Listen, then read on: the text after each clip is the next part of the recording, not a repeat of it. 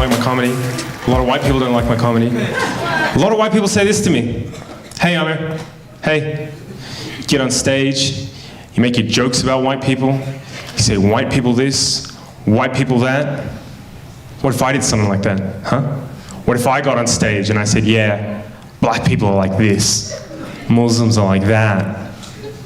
You'd probably call me a racist, wouldn't you? And I say, yeah, I would. Yeah, you should never do that. That's bad for your health.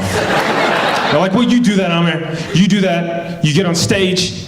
You make your jokes about white people. Don't you think that's a kind of racism? Don't you think that's dun dun dun? Reverse racism. I said, no, I don't think that's reverse racism.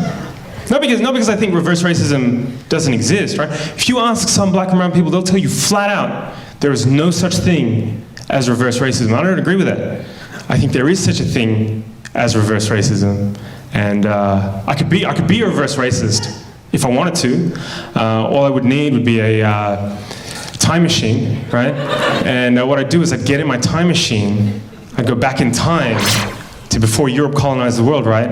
And I'd convince the leaders of Africa, Asia, the Middle East, Central and South America to invade and colonize Europe, right? Just occupy them, steal their land and resources, set up some kind of like, I don't know, trans-Asian slave trade where we exported white people to work on giant rice plantations in China.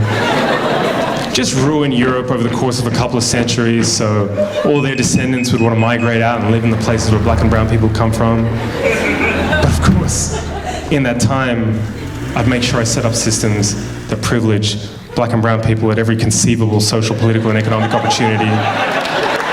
White people would never have any hope of real self-determination. Just every couple of decades, make up some fake war as an excuse to go and bomb them back to the Stone Age and say it's for their own good because their culture's inferior, and then, just for kicks, subject white people to colored people's standards of beauty, so they end up hating the color of their own skin, eyes, and hair.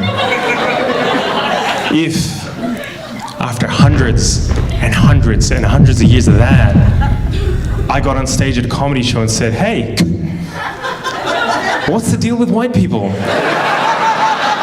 Why can't they dance? That would be reverse racism. Marvin, thank you. You've been great.